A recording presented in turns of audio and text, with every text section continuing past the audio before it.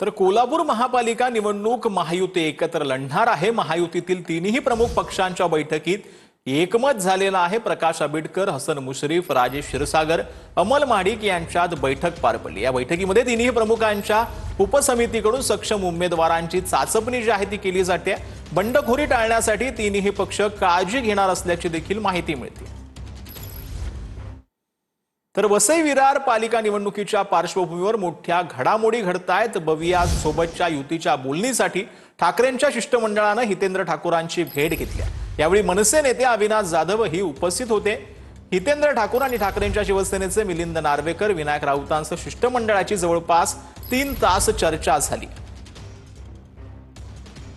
आजच्या बैठकीमध्ये निष्पन्न तर नक्कीच झालं की एकत्रित राहायचं, एकत्रित लढायचं आणि एकत्रितपणे लढून जिंकायचं। जागा वाटपाबद्दल म्हणा किंवा इतर जे प्रश्न आहेत त्या सर्वांवर समझोता होईल आणि एक चांगल्या पद्धतीने ही निवडणूक हसत खेळत वातावरणामध्ये आम्ही लढू। आमच्या सर्व पक्षांचं मिळून एका बाबतीत एक निर्णय झालेला आहे की आम्हाला एकत्र लढायचं आहे, ही निवडणूक ताकदीने लढायची आहे आणि वसई विरार महानगरपालिकेचा भविष्याचा जो महापौर असेल तो आमच्या आघाडीचाच असेल।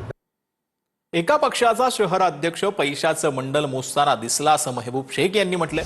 अजित पवारांच्या राष्ट्रवादीचे बारामती शहराध्यक्ष जय पाटलांवर हा निशाणा पाहायला मिळतोय। जय पाटलांच्या नोटांचं मंडल मोजतानाचा कथित व्हिडिओ व्हायरल झालेला होता। लक्ष्मीला नाही म्हणू नका, पण मतदान तुतारीलाच करा असं महबूब शेख यांनी म्हटलं। व्हिडिओ दिसला मगाशी शिंदे साहेब, 2 दिवसापूर्वी समोरच्या पार्टीचे लोक शहराध्यक्ष पैसे मोजतोय। 40 लोकांनी 1-1 कोटींनी जमा केलेत, कलेक्शन केले, बरोबर आहे का चुकीची माहिती आहे? पैसा भरपूर येणार आहे। मी विचारलं किती रेट फुटलाय, तर काही भागात 2000 म्हणले, 1200 पासून 5000 पर्यंतचा आकडा आला। पण माल आला, लक्ष्मी आली तर नाही म्हणू नका, घ्या, पण मतदान मात्र आपल्या तुतारीला, हेलिकॉप्टरला, मशालीला, जे आपले चिन्ह आहेत ह्यांना करा।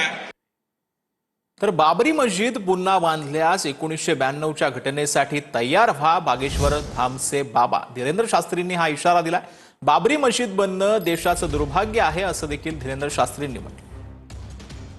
विदेशी आक्रांता के नाम पर, बाबर के नाम पर यदि देश में कोई भी स्थान बनाया जाए तो ये इस देश का दुर्भाग्य है। और निश्चित रूप से हम ये बात कह सकते हैं कि फिर से हिंदू 1992 दोहराने के लिए तैयार रहेगा, क्योंकि बाबरी बनेगी तो बाबा आएगा।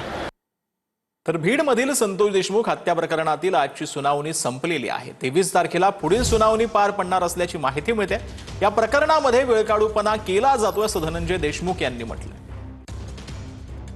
कठोर पाऊल उचलणं हे न्यायालयाने, माननीय न्यायालयाने ठरवावं। कारण का ह्याच्यात असं होतंय की कोणीतरी चक्कर आल्याचं नाटक करतंय, त्याची ECG एकदम क्लिअर येते, त्याचा कुठला काही प्रॉब्लेम येत नाही, परंतु वेळ जातो आणि वेळ गेल्यामुळं आजचा दिवस उद्या, उद्याचा दिवस परवा असं वेळ काढूपणा तुम्ही जे पहिल्यांदा म्हणलात त्याप्रमाणे चालू आहे। तर तसं न होता आता 23 तारखेला चार्ज फ्रेम होण्याची अपेक्षा आहे आणि ते अपेक्षित आहे आणि ते झालं पाहिजे। तर भावाला न्याय द्यायचा आहे की राजकारणात यायचा आहे असा सवाल नवनाथ वाघमारेंनी केलेला आहे। नवनाथ वाघमारेंचा धनंजय देशमुखांना सवाल पाहायला मिळतोय। जे पेड लोक आहेत अशा लोकांवर बोलणार नाही, धनंजय देशमुख यांनी हे वक्तव्य केलं। धनंजय देशमुखांचा नवनाथ वाघमारेंवरती हा निशाणा पाहायला मिळतोय। तर हे प्रकरण कधीही डायव्हर्ट होणार नाही असं देखील धनंजय देशमुख यांनी म्हटलं। खूप जे धनंजय देशमुख आतापर्यंत मीडियाला बोलताना असं बोलायचे आणि आता असं बोलून धनंजय मुंडेला जर मंत्रिपद दिलं तर 100 वाल्मिक कराड होतील, हा काय प्रश्न आहे? अरे तुम्ही राजकारण करायला लागले का? तुमच्या भावाला तुम्हाला न्याय द्यायचा आहे का तुम्हाला राजकारणात प्रवेश करायचा? हा प्रश्न आता लोकांच्या मनात यायला आहे। खरं तर ह्या धनंजय देशमुखाला जीवानिशी गेले, त्यांच्यावर अन्याय झाला, अत्याचार झाला, निर्गुण त्यांची हत्या झाली आणि धनंजय देशमुखची मजा चालली। तसल्या माणसाबद्दल मी बोलत नाही आणि न विचारता जर मला कोणी सल्ला दिला तर त्याला मी रिॲक्ट पण होत नाही। त्याचं कारण असं आहे की राज्याचे मुख्यमंत्री आणि उपमुख्यमंत्री हे खूप म्हणजे हुशार आहेत। आम्ही त्यांच्यावर विश्वास व्यक्त केलेला आहे, त्यांच्या सिस्टीमवर विश्वास व्यक्त केलेला आहे, म्हणून ह्या प्रश्नाचं उत्तर ते देतील। जे पेड लोक आहेत त्यांच्यावर मला खरंच बोलायला लावू नका। मी संतोष अण्णा देशमुखचा भाऊ आहे। संतोष अण्णा सिद्ध झालेत ते गावकऱ्यांसाठी काम करायचे, त्याच्यामुळं आरोपीचं कोणी समर्थन करणारे किंवा पाठराखण करणारे सिद्ध झाले तर त्याचे उत्तर त्यांनी द्यावेत. मी उत्तर द्यायला रिकामा नाही. डायव्हर्ट कधीच होणार नाही प्रकरण.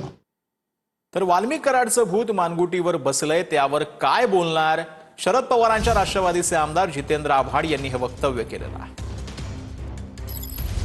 माणिकराव कोकाटे यांची जागा आता मंत्रिमंडळात खाली झालेली आहे आणि धनंजय मुंडे यांचं नाव चर्चेत आहे. काय वाटतं? अमित शहाची भेट देखील घेतली. मंत्रिपद मिळालं. वाल्मिक कराडचं भूत इतकं मानेवर बसलेलं आहे की त्याच्यावरती चर्चा न केलेली बरी.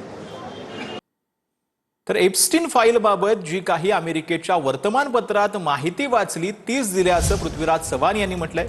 मी काही ज्योतिषी नाही असं देखील पृथ्वीराज चव्हाण यांनी म्हटलंय. 20 तारखेला एप्स्टीन फाईलबाबत माहिती उघड होईल असं देखील पृथ्वीराज चव्हाण यांनी म्हटलं. अमेरिकेमध्ये जे चाललंय ती अमेरिकेतले वर्तमानपत्र वाचून तुम्हाला मी त्याच्याबद्दल माहिती दिली, जी आता तुम्ही सांगताय की ती बरोबर होती. त्यावेळेला 15 दिवसापूर्वी सांगितलं तेव्हा बरेच कोण काय म्हटले की यांचं डोकं फिरलंय का, यांचं म्हातारचं चाललंय का, म्हातार चाललंय का काय. 19 डिसेंबर दिली होती. आता ते 19-20 डिसेंबर, कारण आपल्याकडे 12 तासाचं अंतर आहे ना त्यांच्यामध्ये आपल्यामध्ये, ती 20 असू शकतील. आता ते होईल का नाही तुम्ही मला सांगा जेव्हा माहिती पुढे येईल तेव्हा कोणाकोणाची नावं आहेत ती.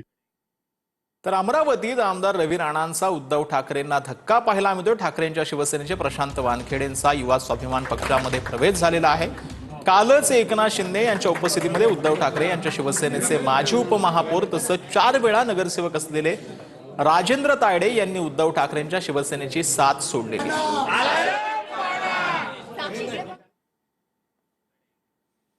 तर काँग्रेसचे संभाजीनगरचे माजी महापौर अब्दुल राशीद खान यांनी आपल्या सहकार्यांसह ठाकरेंच्या शिवसेनेत पक्षप्रवेश केला.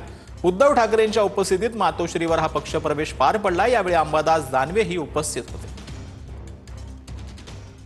तर गडचिरोली पोलिसांनी माओवाद्यांची राजधानी असलेल्या आबुजमाड जंगलामध्ये मोठी कारवाई सुरू केलेली आहे. गेल्या 42 वर्षांपासून नक्षलवाद्यांची शस्त्रनिर्मिती आणि हल्ल्याचं नियोजन याच दुर्गम भागातून चालायचं.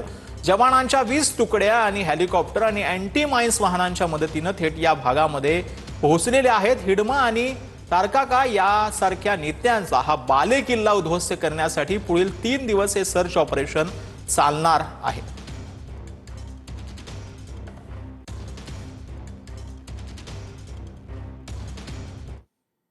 तर अमरावतीच्या शंकरनगरमध्ये तरुणांच्या टोळक्याकडून दहशत माजवण्याचा प्रयत्न केला जातोय. परिसरातील दुचाकी 4 चाकी वाहनांची टोळक्याकडून तोडफोड करण्यात येते. काही व्यावसायिकांना टोळक्यानं मारहाण केल्याची देखील माहिती मिळते. आमदार रवी राणांकडून घटनास्थळाची पाहणी करण्यात आलेली आहे. तर अमरावतीच्या शंकरनगरमध्ये टोळक्याकडून वाहनांची तोडफोड करण्यात आल्याची माहिती आता समोर येते. काही व्यापाऱ्यांना देखील मारहाण केल्याची माहिती आता समोर येते. गाड्यांची उगाचच तोडफोड जी आहे दहशत माजवण्यासाठी ते केले जात असल्याचं पाहायला मिळतं. ब्रेकनंतर आपलं सगळ्यांचं पुन्हा एकदा स्वागत. निलेश लंकेंचं पंतप्रधान मोदींना रायगडावर येण्याचं निमंत्रण पाहायला मिळते. गडकोट संवर्धन मोहिमेसाठी निलेश लंके यांनी मोदींना निमंत्रण दिलंय. निलेश लंकेकडून गड किल्ले स्वच्छता मोहीम जी आहे ती राबवली जाते.